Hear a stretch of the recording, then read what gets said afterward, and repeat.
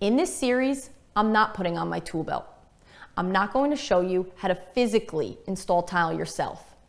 What I am going to do is help you successfully manage the construction process, which will make your project stay on budget, finish on time, and be an enjoyable, fulfilling experience. This is what we call the evolution way.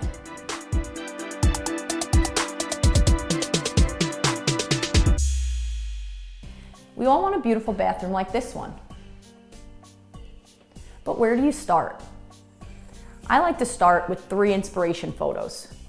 You can get those from Houzz, Pinterest, a Google search, or even a magazine.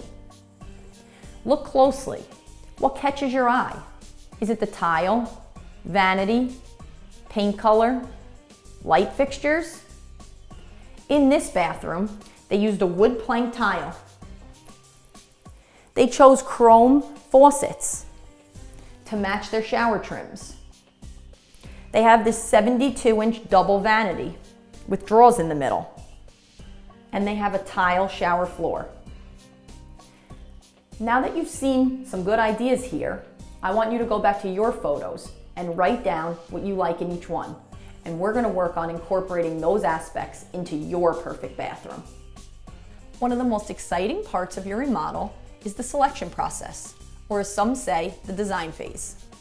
This part brings together your inspiration photos, your taste, and most importantly, how you want the bathroom to function and feel when it's complete. If you follow my lead and make your decisions in the order I lay out, your project will run smooth and be enjoyable. Step 1, design your layout. Step 2, choose a vanity. Step 3, decide on your plumbing fixtures. Step 4, pick the mirrors, accessories, and shower doors. Step 5, lighting and electric. Step 6, select the tile. Step 7, coordinate the paint and wall finishes. Step 1 is designing your layout. When you think about your bathroom and you think about its current layout, does it work for you? Or are you looking to change anything around?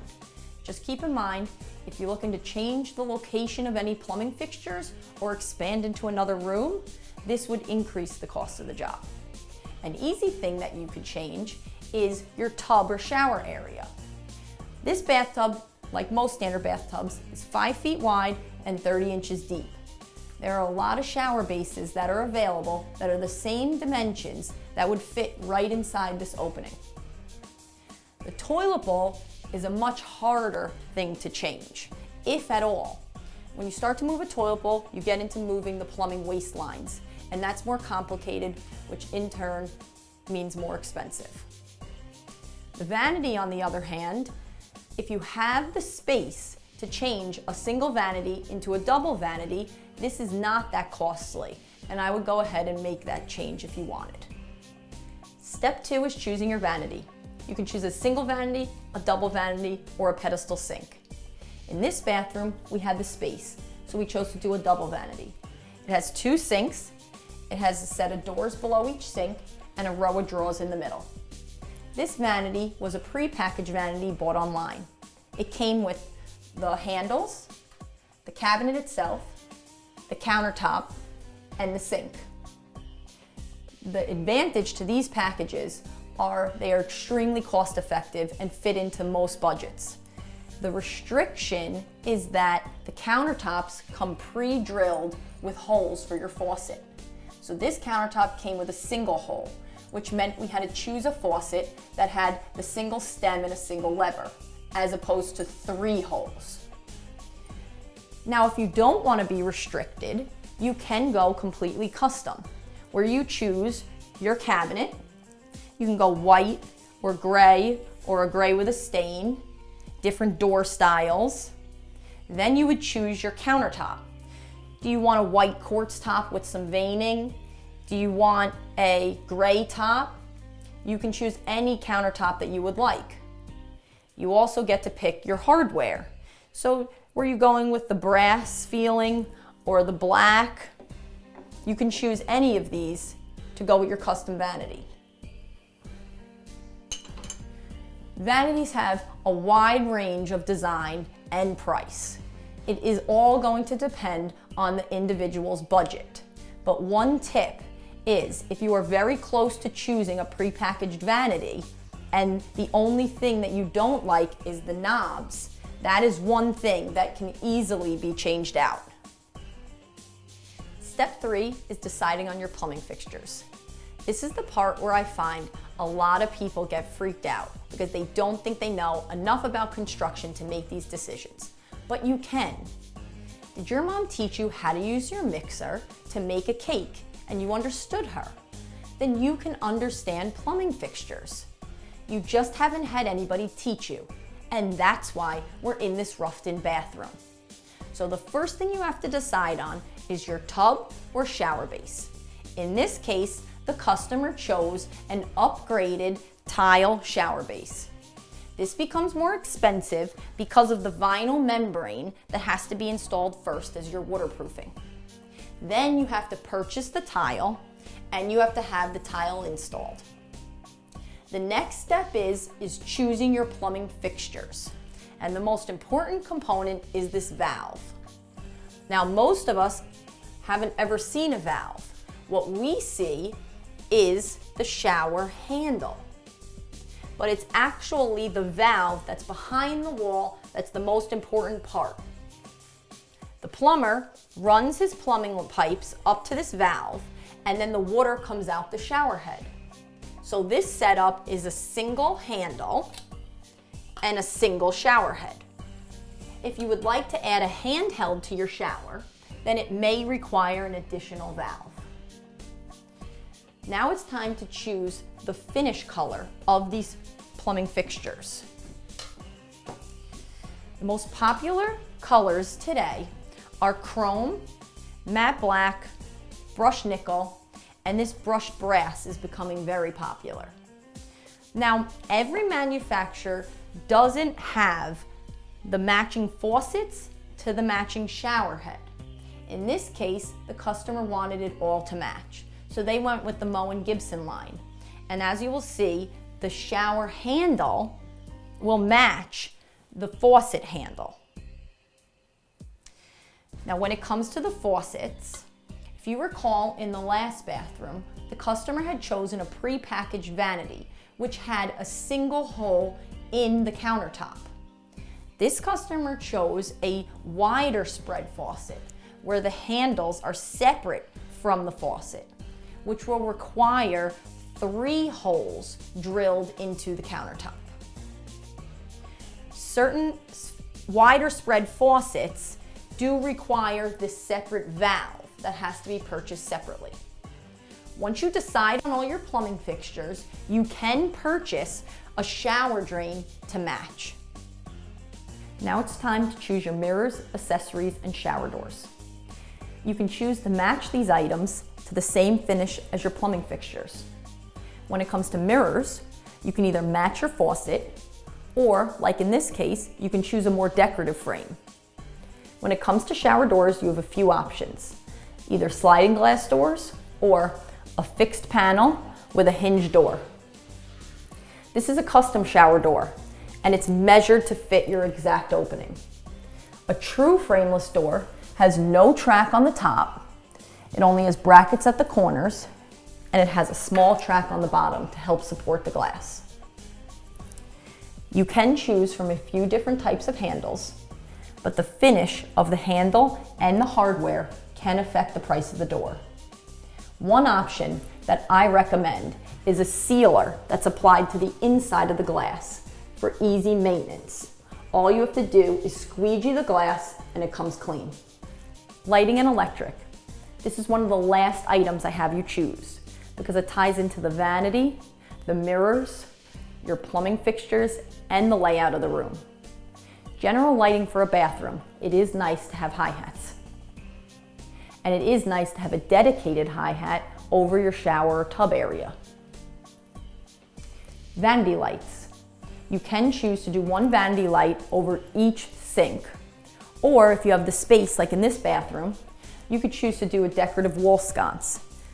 These don't give off as much light, they are more for looks. Now the last part of electric is the outlets.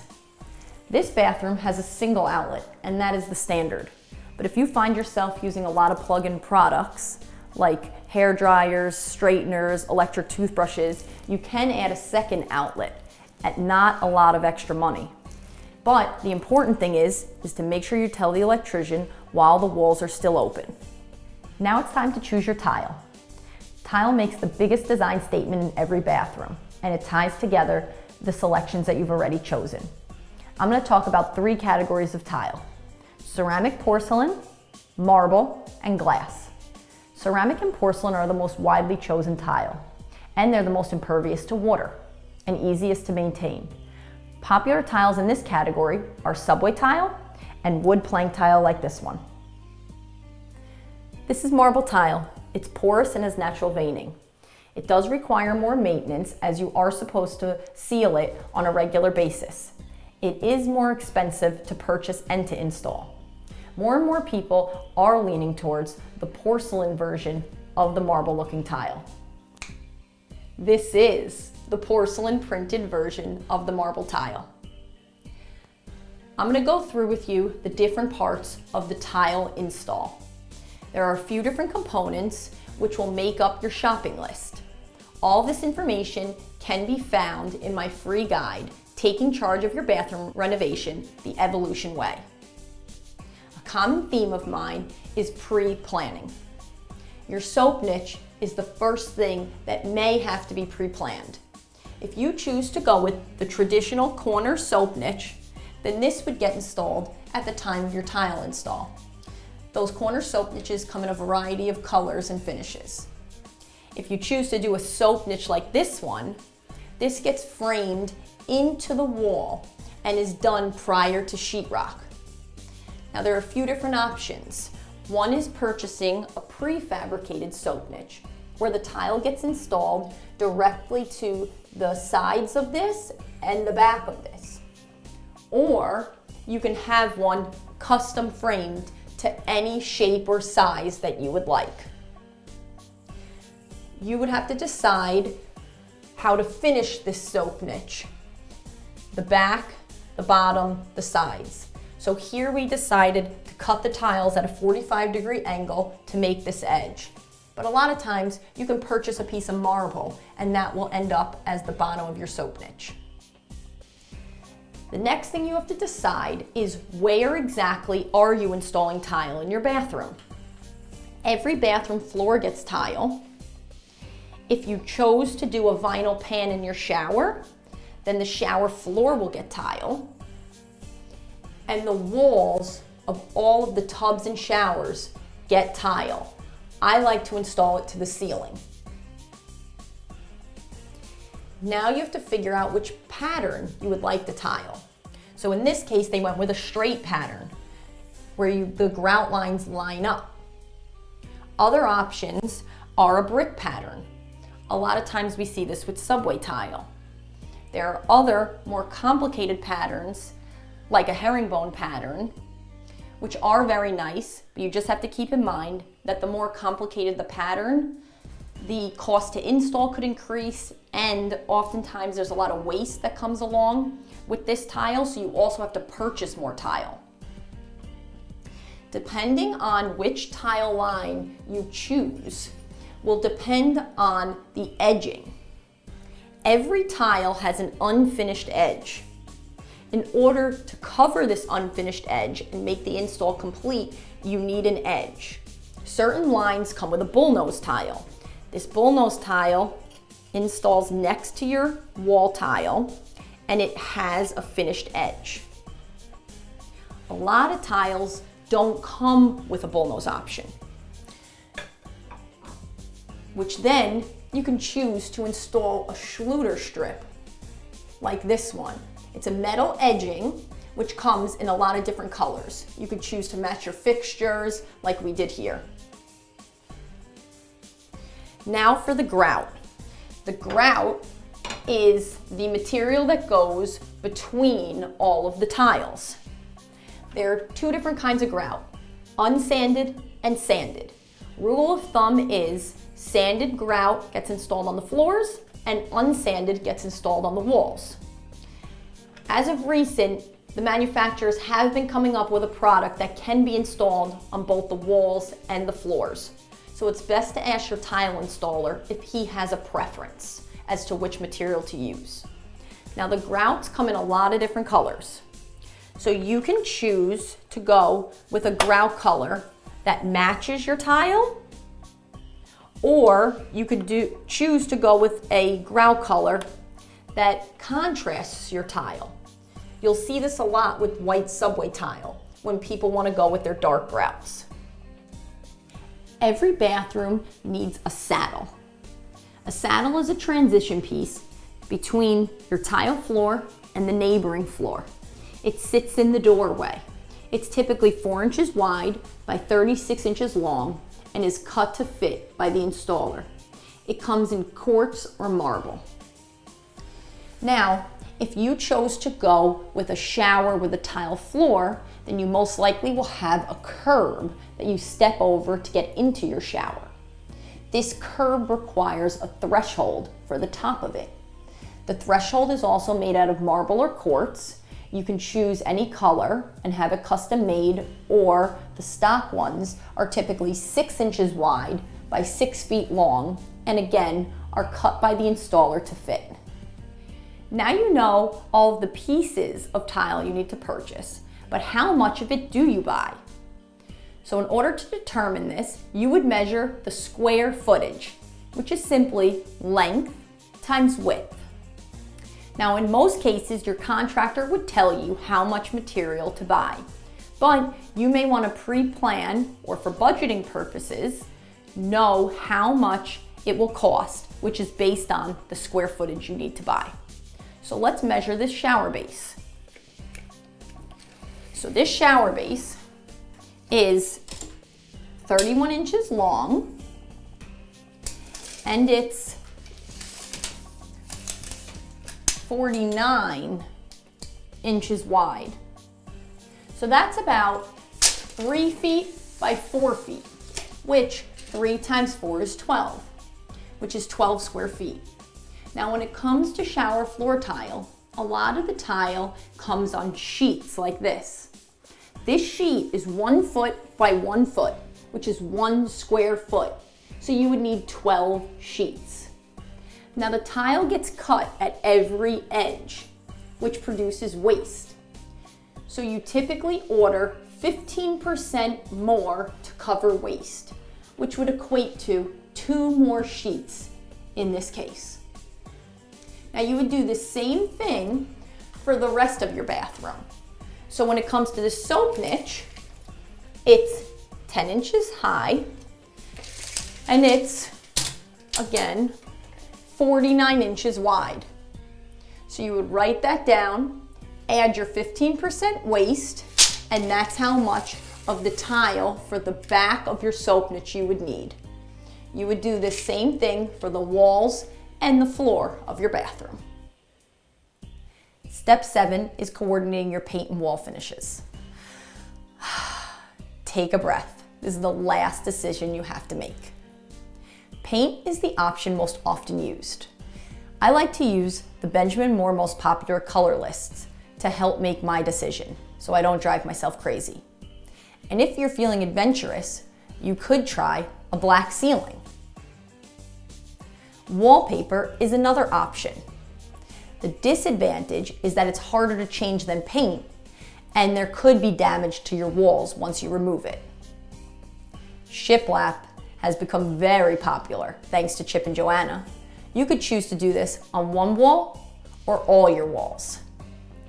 Congratulations on making smart decisions and completing the design phase. Now you're prepared to get estimates. You should always get estimates after you have planned the whole project. And I suggest giving the contractor a detailed list when they come. This ensures that all of the estimates will be based on the same job with the exact options and materials you are choosing. As we have discussed, different materials can cost different amounts to install. So in order to get an accurate estimate for the bathroom you have designed, it is important to lead the contractor and tell them what you want During the estimate process, see how the interaction feels. You want the contractor to be on your team. You should also ask the contractor to send over a schedule along with the estimate so you can see how they operate. The majority of the work can be done in 2 weeks. Your homework isn't done yet. Once you get the estimates back, you would think each estimate would be exactly as your list reads. Unfortunately, the reality is most won't. Is this surprising? It is, and it still makes me crazy every time I type up an estimate. A lot of contractors will leave out certain options in order to make their price look lower than other contractors. And then, in order to achieve the options you want, the contractor will charge you for it, and you will end up paying the same or more as somebody else. Please keep this in mind as you review your estimates. Now it's time to execute. First and foremost, be confident in your selections. There are going to be a lot of people who try to influence your decisions. This can drag out the decision-making process and can become very frustrating. Choose a contractor that is going to be on your team. Even with that being said, I think it's important for you to oversee the project so that everything goes smooth. With this new education, you should feel empowered to be able to do this. Have all of your materials delivered to your house prior to construction beginning to ensure the schedule stays on time. And finally, have fun. Watch your masterpiece come to life and be proud.